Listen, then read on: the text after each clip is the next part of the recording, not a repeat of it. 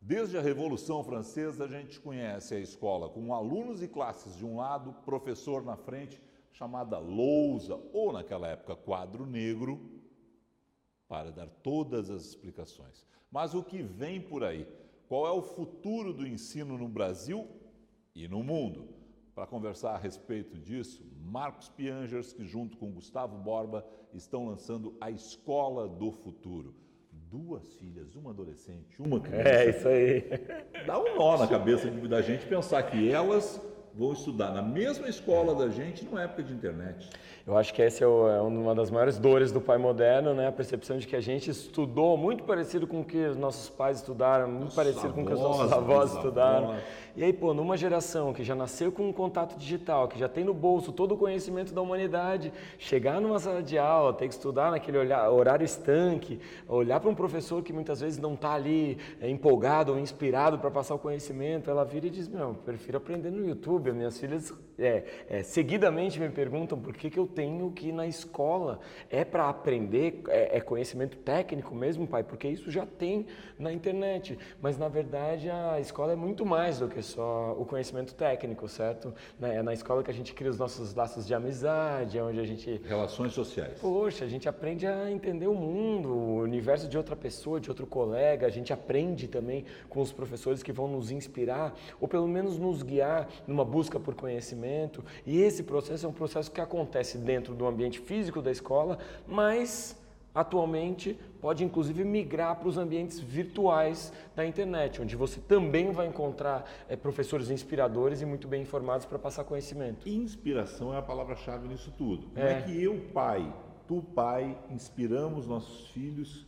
E depois eu quero saber como é que os professores... Eu acho que antes da inspiração ela tem que ter engajamento. Engajamento é a palavra do século, né? Se parar para pensar, a gente fala de rede social, de engajamento, mas o engajamento do aluno com o professor, esse professor que realmente conecta, engaja, e o engajamento do filho com o pai, um pai que está disposto a engajar com o filho, a conectar com o filho, e não fica basicamente comprometido apenas em pagar as contas ou ficar olhando o WhatsApp e redes sociais no celular enquanto o filho tem uma vida paralela. Esse pai que decide engajar ou esse professor que decide engajar, ele é o agente inspirador, é o cara que pode realmente fazer com que aquela criança explore todos os seus potenciais, ache caminhos para informação, tanto técnica quanto a capacidade de encontrar universos diferentes, conectar com outras pessoas, né? Engajar com outros grupos para justamente se tornar um profissional do futuro. A gente é pré-internet, eles são nativos de internet, já nasceram com a internet dentro das relações deles. Como é que a gente faz para correr? Não é esquisito isso? Muito. Como pai, eu percebo que é um desafio entender que as minhas filhas elas têm um comportamento diferente do meu. A gente tem essa nostalgia de querer que os nossos filhos ainda leiam a Barça, e a gente acha bonitinho isso, né? Os nossos filhos usando o telefone de discar, olha, isso aí que isso é que é a vida, minha filha. Um gramofone, isso aqui é um vinil. E eu acho que existe um valor nisso, uma memorabilia, um contato analógico com as nossas memórias, né? Aquilo que a gente tem de conceito de felicidade, que em geral está ligado com contato com a natureza, comida, né, orgânica, da avó, tudo isso tem um fator impactante na nossa felicidade, mas os nossos filhos eles estão construindo nostalgias diferentes. Eles conseguem sim engajar e conectar através de texto, eles conseguem sim engajar e conectar através de aulas virtuais, né, através do YouTube. Para a geração Z, a nova geração, né, a iGen, né, a geração que já cresceu ligada na internet, o YouTube é a plataforma favorita de aprendizado. Então não é livro, não é nem escola, é tipo o YouTube. Então a gente começa a perceber nessa geração a possibilidade de achar outros caminhos, né? E quando eles acham outros caminhos, a gente tem que se adaptar à escola, o conceito que a gente tinha de educação, de local de aprendizado, ele vai ter que ficar um pouco mais abrangente e quem sabe nesses locais físicos a gente possa exercitar aquilo que nos faz humanos, que é muito desafiador nos dias de hoje. Em um país que já tem uma diferença social tão grande quanto o Brasil, como é que faz para aproximar tudo isso? Porque, afinal de contas, as nossas escolas municipais, estaduais, são muito diferentes das nossas escolas particulares. Como é que... É verdade. O Brasil é um país, a gente está aqui falando de escola do futuro, é importante a gente entender que o Brasil é um país que tem a escola do passado e que tem a escola do sem escola também. Perfeito. O Brasil tem 40% de evasão no ensino médio, então os alunos eles cumprem ali o que são obrigados a cumprir, mas na hora de fazer um ensino médio, se preparar, quem sabe, para uma universidade, 40% desses caras estão saindo para trabalhar e para ganhar a vida de uma outra maneira.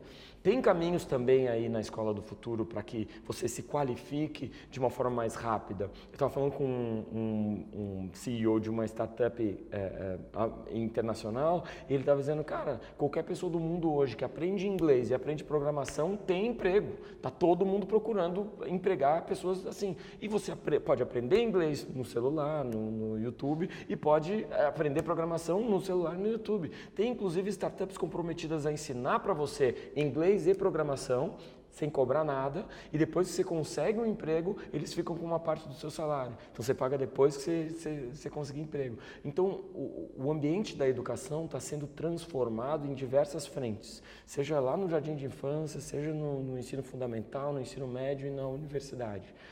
Existe uma disparidade entre essas discussões e o poder público. Em geral, o responsável pela escola pública está ainda na fase do sucateamento, ainda está na fase de construir uma infraestrutura mínima para esses alunos poderem aprender. E talvez, nesse sentido, a tecnologia seja um atalho. A tecnologia alcance esse aluno, esse jovem que está numa favela ou numa condição de fragilidade social, mas que através da tecnologia pode conectar com um professor inspirador, com um conhecimento que ele não encontraria nesses ambientes de escola pública. E eu vou dar um exemplo. Existe um garoto no interior da Mongólia, então você imagina que realmente é longe. E ele estudava numa aldeia, uma escola muito distante, andava para conseguir estudar, até que o MIT começou a colocar os cursos disponíveis na internet, o que se chama de MOOC, né? Uma espécie de ensino à distância em inglês, mas para qualquer pessoa do mundo estudar. E aí são 300 mil alunos espalhados pelo mundo que começam esses cursos. Esses cursos têm um alto índice de evasão também, a maioria das pessoas não completa ele, mas esse garoto lá numa aldeia no interior da Mongólia completou, e não só completou, como foi muito bem qualificado, ao ponto do MIT olhar e dizer, a gente precisa conhecer esse cara, e pagar a passagem para chamar o garoto que morava lá numa região muito afastada para estudar de fato fisicamente no MIT. Então olha como a tecnologia ela pode ser transformadora também, ela pode chegar em locais que o conhecimento não tem chegado. Garotos brasileiros têm essa oportunidade também, desde que tenham internet, tenham 5G, tenham essa tecnologia à disposição. A gente precisa, e vai acontecer, né? Não precisa ser nenhum profeta para entender que a internet vai ficar cada vez mais rápida, mais abrangente. A gente não vai migrar do 4G para o 3G e depois para o jogo da cobrinha no celular Motorola, né, que a gente já teve. Pelo contrário, a gente vai migrar para celulares cada vez mais baratos, mais rápidos e celulares cada vez mais conectados, porque com 5G, 6G, com a capacidade de internet distribuída através de satélite, tem pessoas, países discutindo transformar as redes de rádio em redes de internet. Então vai chegar um momento em que a internet vai estar em todos os lugares, do meio do deserto do Saara até a floresta amazônica. E quando esse momento chegar, supõe-se que a oportunidade vai chegar para todas as pessoas também. O que se pensa em termos de profissões do futuro quando você é pai de uma adolescente e de uma menina? Você sabe que o sonho da minha mãe era que eu fizesse concurso público. Bem-vindo, minha também. E eu falo para ela, mãe, se eu tivesse feito concurso da Petrobras, estaria preso agora, lá em Curitiba, do lado do Lula. Então, às vezes, os nossos pais, eles têm uma visão que é uma visão muito apegada àquilo que eles viveram. E eu percebo na geração da minha mãe um orgulho muito grande de dizer que os filhos se formaram em alguma coisa, né? Como é que está o seu filho? Meu filho está bem, ele é engenheiro. Meu filho está bem, ele é jornalista, né? E a minha geração, ela já percebeu que a gente está inventando a nossa profissão. Eu sou um migrante, né? Eu sou um cara que estava no meio do caminho. A gente viu o mundo sem internet e agora está vendo toda uma nova geração com a internet. Por exemplo, para mim, eu já falei isso para minha filha mais velha, seria uma decepção ela me dizer, pai, vou fazer vestibular. Eu ia dizer, poxa, Como assim, filha? Sabe? A vida, assim, as relações com o conhecimento, elas não são mais tão estanques. Eu vou estudar da primeira série até a oitava série, daí ensino médio, daí vou fazer universidade, aí vou conseguir um emprego por 40 anos e vou me aposentar. Todo esse desenho ele já está desafiado, ele já está meio bagunçado. Então, eu e você, a gente sabe, a gente está o tempo todo aprendendo, a gente está o tempo todo fazendo curso, seja online ou seja ao físico, a gente está procurando livros ou tutores, professores e inspiradores que aos 40, 50 anos ainda nos leve por caminhos profissionais inovadores e diferentes, porque as profissões elas estão se transformando e aquele cânone da academia, né? Então eu faço ou arquitetura, ou direito, ou engenharia, ou medicina, ele está desafiado também, porque hoje que a gente vê um cara que se formou em medicina, mas está trabalhando com design, um cara que aprendeu alguma coisa na universidade, mas o que ele aplica mesmo é o que ele aprendeu no YouTube. Então esse redesenho de profissões, eu acho que é o principal para eu passar para minha filha. Tipo, você não precisa fazer o tradicional, você pode desafiar o mundo e você pode criar os seus caminhos. Como foi a ideia do livro junto com o Gustavo Borba? A gente imaginou essa dor de pai aplicada no ambiente da educação, né? Então, todo pai moderno se preocupa qual escola que eu vou colocar o meu filho. E o Borba é um amigo de longa data, que é muito ligado às questões da educação, e num determinado evento a gente fez o evento junto e começou a conversar sobre isso, e a gente imaginou que podia misturar a minha dor como pai, o meu conhecimento de alguns anos já trabalhando com pais e com esses conflitos e essas dores do pai moderno, com alguém que está na academia e que tem experiência no meio da educação. E o livro é fruto disso, é fruto de uma provocação que a gente quer fazer e que alguém já fez na gente, né? A gente é também provocado por grandes pensadores que estão espalhados pelo mundo para fazer com que essa discussão chegue mais perto das nossas filhas, das escolas, dos nossos amigos, para que a gente entenda que o pai tem papel importante nessa educação do futuro, que a escola não precisa mais ser física, mas vai passar por um professor também qualificado e inspirado para dar essa aula, e por isso a gente decidiu transformar em livro essas discussões sobre o futuro da educação. Ele é pai, mas o teu lado é pai, o lado dele é professor no livro? Eu acho que está mais ou menos dividido dessa forma, apesar dele também ser pai e apesar de muitos professores também serem pais, existe uma outra perspectiva, certo? Quando você está na frente de uma sala de aula, falando para pessoas que você não conhece, se sentindo desafiado por aquele conhecimento dos jovens que muitas vezes é superior até ao seu, o professor ele tem que trabalhar uma nova ótica, uma nova perspectiva, uma nova relação com a sala de aula. E do meu lado, essa percepção de que o pai ele está angustiado e aflito de realmente não saber o que vai ser do mundo profissional daqui a 5 anos, então como escolher a profissão do filho, ou como escolher uma escola que prepara o filho para o futuro sem saber qual vai ser esse futuro. Gustavo, tu é da academia. Como é que foi escrever um livro desses com o Pianger, pensando no quê? O que está dentro da academia hoje? Quais são as tuas preocupações com a escola do futuro? Legal, foi muito interessante trabalhar com o Pianger, porque ele já tem uma pegada bem forte do lado da tecnologia, né? Já tinha lido várias coisas dele, já tinha feito algumas interações com ele em outros momentos. E a gente tentou trabalhar um pouco a perspectiva mais de pesquisa do processo da sala de aula, né? Então, como que eu gero engajamento na aula, qual é o papel do professor, como é que o aluno tem que se relacionar também entre aluno com o professor, qual é a função do currículo. Então, a gente trouxe um pouco dessa leitura para o debate aqui no livro. Chegaram a alguma conclusão? Algumas conclusões e várias perguntas, acho que esse é o ponto principal, né? Uma das conclusões é que tem vários pontos que estão na história já da atividade como professor, como por exemplo a questão da transmissão do conhecimento, que não vão desaparecer. Mas hoje tem outras funções ou outras competências que eu devo ter que eu não precisava acionar antigamente quando a gente era aluno. Então, tipo o quê? Tipo, ouvir os alunos. Quantos professores nossos paravam e escutavam os alunos, né? Poxa, a partir da história de um aluno ou até da tecnologia que ele tem no bolso e perguntando para ele algo, eu posso acionar uma atividade diferente na aula, né? Contar histórias, né? A gente já teve professores que contavam histórias, mas hoje é um dos elementos que mais conecta dos alunos e engaja eles num ponto interessante. Se eu trago algo da realidade prática dele, como sabia que tu usa matemática para atravessar a rua e a partir disso eu construo algo, é muito mais relevante do que eu partir direto para um cálculo matemático, por exemplo. Então tem algumas competências que são hoje distintas, obviamente já poderiam existir antes, mas que hoje elas devem ser mais acionadas pelo perfil do aluno que está na sala de aula.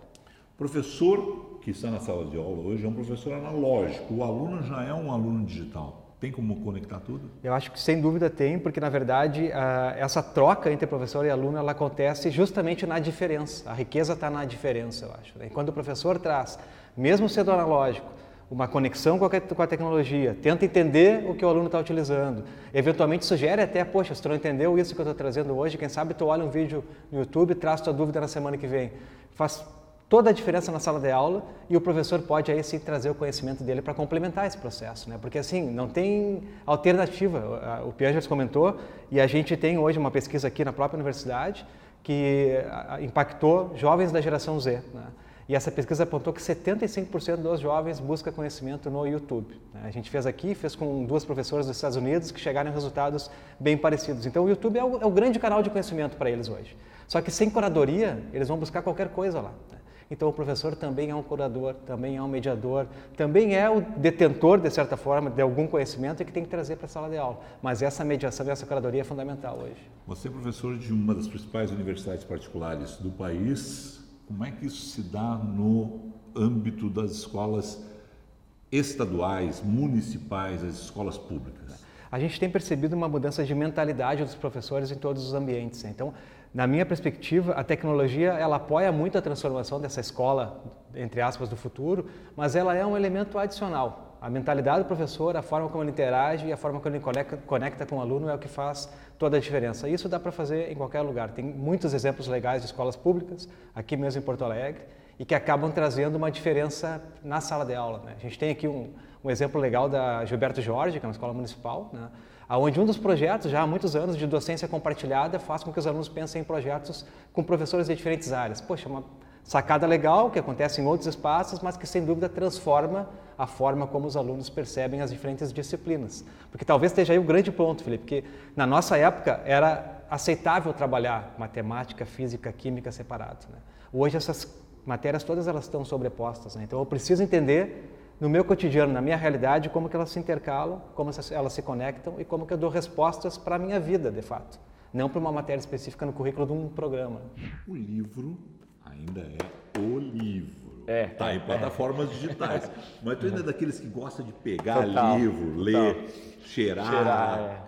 Isso. O livro, essa é uma escola do futuro, mas o livro ainda vai ficar convivendo com os nossos filhos e professores deles com o tempo? Eu achava que sim, eu achava que o e-book ia substituir o livro, né? Eu achava que o livro ele ia desaparecer, mas cara, eu não consigo largar, E quando eu vejo as minhas filhas, a minha filha de 14 adora livros, vai numa livraria, é tipo paraíso para ela, ela sai com 5 livros, lê tudo em um mês. E a mais nova, que tem 6 anos, adora gibi, então tá lendo, né, os gibis como eu lia quando era pequeno. Eu me lembro de um escritor chamado Neil Gaiman falar o seguinte: eu imaginei que o mercado editorial fosse sair do papel e ir para o virtual. Acho que isso acontece também. E é muito prático quando você tem que viajar, ao invés de levar 100 livros, ter tudo no Kindle ali, ter tudo no tablet. Você tem acesso ao conhecimento ali de forma rápida, fácil. E agora, assim, como a gente conversava sobre a comida orgânica, o vinil, isso daqui tem um valor. O texto ele fica diferente quando você lê no papel. A relação com o conhecimento, sublinhar, pesquisar, não, peraí que eu tenho um livro aqui, pegar, isso tem uma relação diferente. Então, me parece que algumas coisas não são substituídas, elas são só agregadas. E me parece também que no futuro a gente vai ver muito mais isso. Não profissões sendo simplesmente substituídas por algoritmos ou robôs, mas profissões sendo transformadas e o velho conversando com o novo, aí criando uma terceira coisa. Nossos filhos vão seguir aprendendo fórmula de Bhaskara, trigonometria, mesmo que eu, tu e milhões de pessoas no planeta nunca tenhamos usado isso para nada na prática. A gente convive, claro, mas na prática não. Hoje eu estava conversando com um amigo meu que estava falando exatamente isso, né? Que ele tinha um problema com trigonometria, um problema com cálculo, até que um professor disse assim: ó, pessoal, hoje vocês vão aprender que horas vocês vão chegar em qualquer lugar. E aí todo mundo parou, na hora acendeu a luz em todo mundo, vamos ouvir esse cara. E aí ele explicou como é que você faz para calcular, você pode chegar em qualquer lugar, você calcula a velocidade que você caminha, mais ou menos o seu caminho, quanto tempo... E aí todos os alunos ficaram maravilhados, porque aquele professor estava explicando a prática, estava explicando como aquele conhecimento técnico, teórico poderia ser aplicado. Ele foi um professor inspirador. Inspirador. Quem fala isso é o Elon Musk, um dos maiores empreendedores do mundo moderno, né? Ele estava insatisfeito com a escola dos filhos, ele criou a própria escola, que chama Ad Astra, e disse, não, vou botar meus filhos aqui. Por quê? Porque a escola não pode ser como a escola do passado, que ensina a usar uma ferramenta, outra ferramenta. A escola tem que mostrar os problemas e dizer, ó, aqui tem várias ferramentas, como é que vocês vão achar soluções? Ou seja, o profissional do futuro não é o cara que sabe o caminho de cor, é o cara que sabe ler GPS, é o cara que sabe olhar para as ferramentas disponíveis e navegar nesse mundo de mudança constante. Pais estão preocupados com isso, professores também, quando conversa com eles? Acho que sim, acho que há uns 5, 10 anos talvez essa não fosse uma discussão tão urgente, mas como a tecnologia chegou em todo mundo, como um professor também pega Uber, também aluga Airbnb, também usa o WhatsApp, esses profissionais perceberam que se chegou no jornalismo, na publicidade, na mobilidade urbana, se está chegando na saúde, também está chegando na educação. E o próprio profissional, o professor, que em geral é um romântico, né? Senão não teria nem escolhido, eu acho que a profissão, é um cara que está com esse ímpeto de transformar o mundo através das novas gerações. Esse é um profissional que a gente espera, através do livro e dessas discussões, ajudar a se modernizar. Porque não adianta também a gente exigir a modernidade do professor e não qualificar, não discutir, não trazer essa discussão para o ambiente dele, simplesmente cobrar. E me parece esse é um profissional que está muito interessado em apresentar o melhor serviço, a melhor qualidade na aula para os alunos. E eu sou muito otimista.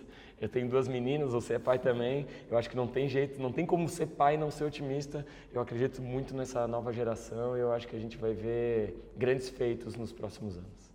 Saiba mais lendo A Escola do Futuro, Marcos Piangers e Gustavo Borba.